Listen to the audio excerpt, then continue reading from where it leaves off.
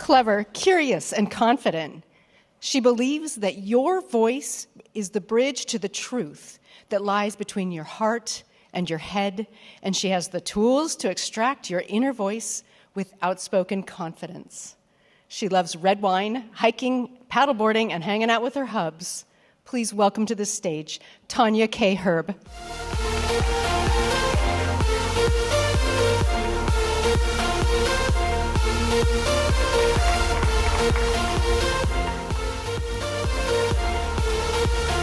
Don't waste your time. Well, hi, friends.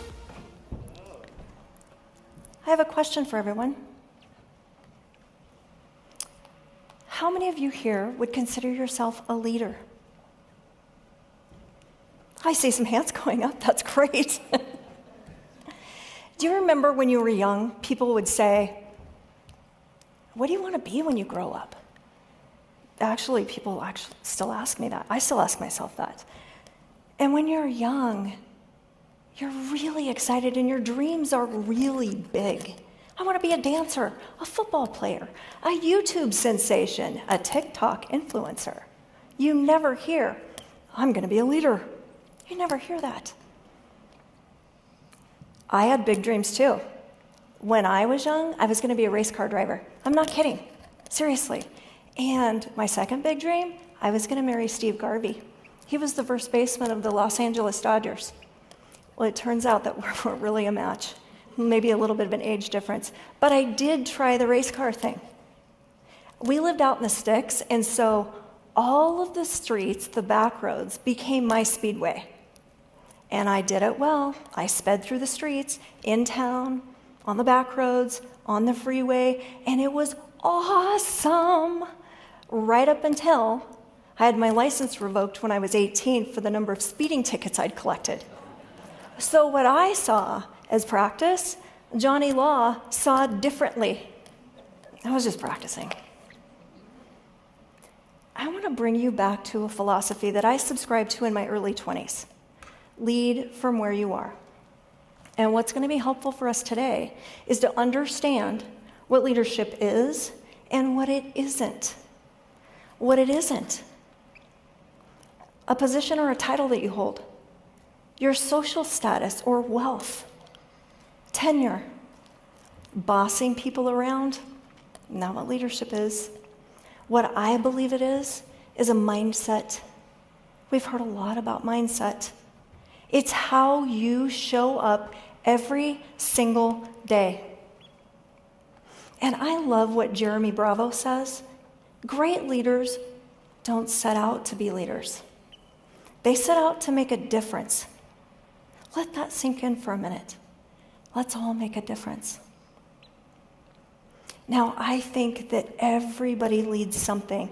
You might lead a company, a department, a team project, maybe the book club, something at church, your family. And even if you don't believe you're leading others, you're leading yourself first. You have to be first. Now, the components that go into leadership are the hard skills and the soft skills. The hard skills are skill set, expertise, experience, things that you can teach and train, maybe write a process or a procedure around. It's how you do something. That's not where our focus is today. Our focus is on the soft skills. Compassion, strategy, there's mindset again. It's how you think. Now, in order for the lead from where you are philosophy to really work, you need a rule to operate by. You need a mindset and a framework that supports that mindset, and you need a strategy that produces results. So let's talk about the rules. Everyone's heard about the golden rule. Do unto others as you would have them do unto you. Well, that's a great place to start. And here's the issue with the golden rule. It assumes that every single person wants the same thing. Do you want the same thing as me? I'm looking at you. Do you want the same thing? Do we all want the same thing? Well, if that were the case, why do restaurants have a menu full of options? You'd go into the restaurant, you'd be seated, the wait staff would come up. What would you have today? I'll have the thing, please. And for you, sir, the thing, and you, the thing. Everybody wants the thing. It doesn't even make sense when you talk about it like that. I want to introduce you to the platinum rule. The platinum rule, do unto others as they would have done unto themselves. Meet people where they are. Understand what drives them, what makes them tick, and let's celebrate our individuality and our uniqueness. Now, we're going to talk about the bike concept here. And this is the concept that it builds the framework for your mindset. I have a question for you. Do you remember how old you were when you learned to ride a bike? I think I was 5 or 6. Do you remember who was there with you? My dad was with me. And I remember what it looked like. It had training wheels, it had these little tassel things that came off the handlebars, and they flew in the wind because I was going so fast, right? And I just had a memory come back to me. Very cool. Your emotions, your actions, your mind all had to come together when you were learning to ride that bike. And once you figured it out and let go of those voices in your head that are going, I think I can, the awareness shifted from learning to ride to riding that bike. And you became one with the bike, and off you go. And it doesn't matter how long it's been since you've been on a bike. You remember how when you get back on. And the same is true with the bike concept. Now, what the B stands for, be you. You're enough. I promise you, you're enough. You don't need to show up with all the fluff. You have nothing to prove. You're right where you belong. You know, there's a difference between fitting in and belonging. When you're trying to fit in somewhere, you're trying to be like a chameleon. Oh, yeah, I like that too. Oh, that's totally me. And it never feels quite right. But when you belong somewhere, you're accepted for who you are, as you are. You can't be accepted for who you are, as you are, if you're over here trying to fit in. So just be you. I stands for insight. Now, I created this for all the introverts out there because I am one. Does anybody else get nervous when you're going into a new situation, you're meeting new people, you start a new job? What if they don't like me? What if I'm not good enough? What if they think what I say is stupid? What if? That's very me-focused. When you shift gears and you flip it to insight, what insight can I gain? What can I learn about the other person? What can I learn about myself, about the situation? It changes everything when you shift gears. K stands for kindness. Couldn't we all use more of that? I believe we could. And here's a fun fact. When you show kindness to another, your brain's pleasure and reward center lights up as if you're the receiver and not the giver.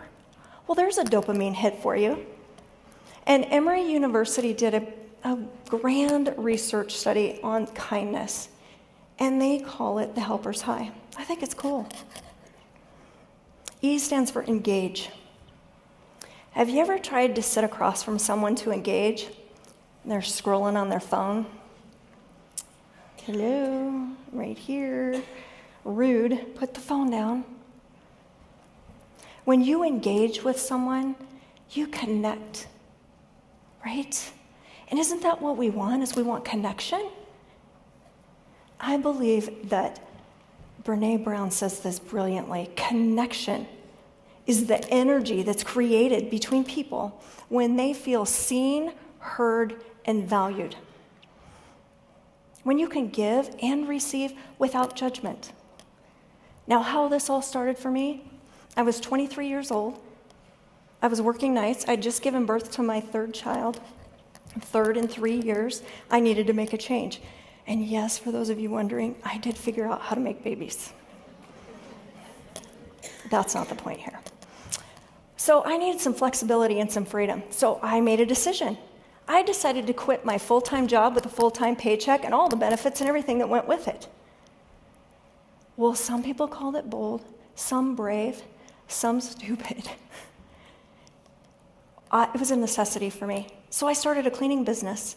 I was so excited to create this business around the needs of my growing family and become the mother that I really wanted to be. And a couple of years into this business, my then husband, husband, we were visiting with a friend of his who I'd never met. He puts his hand out and he goes, "Hi, Tonya, I'm Tim. What do you do?" "Oh, I have a cleaning business." I was so excited to share everything. And we were interrupted by my husband. "Business? You don't have a business. You clean toilets for a living."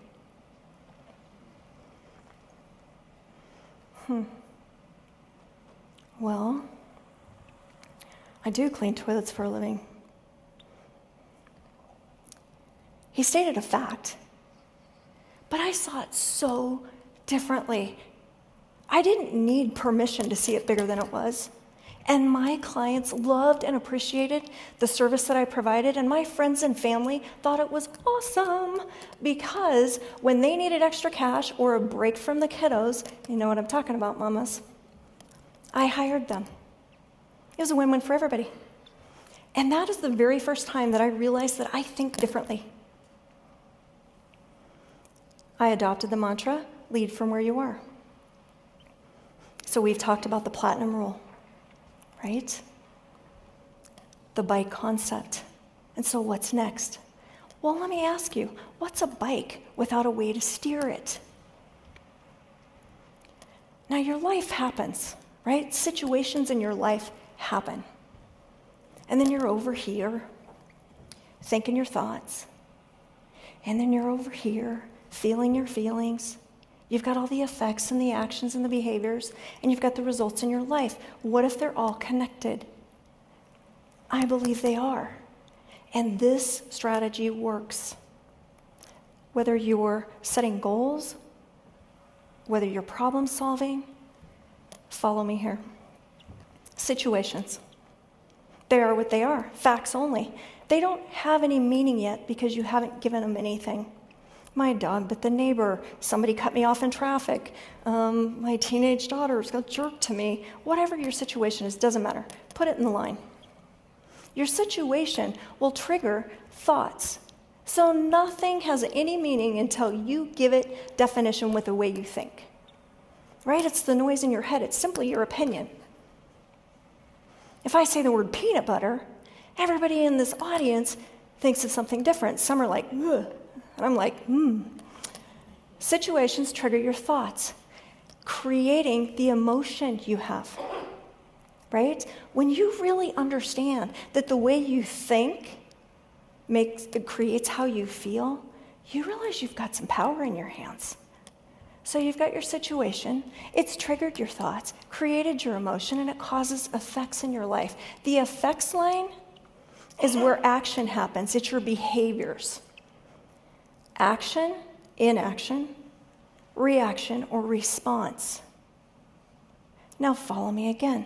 Your situation triggers your thoughts, creating your emotions, causing the effects, giving you the results you have in your life. Now, here's the magic. If you are not happy with the results you have in your life, you have an opportunity to take any one of those lines and change it. Are the actions you've been taking supporting the results you think you wanted? Do you like how you feel? Change how you think. It's magical. Now you're aware of the responsibility you have that's in your hands. So let me ask you again. Now you have the tools. You have the rule, the concept, the strategy, and are you willing to call yourself a leader now? Lead from where you are. Who's willing to do that? Do I see hands? More hands? Come on. I'm going to invite you to take life by the handlebars and steer your way around the potholes, over the speed bumps, through the finish line of the situations in your life. Take control. You've got it. Enjoy the ride, my friends.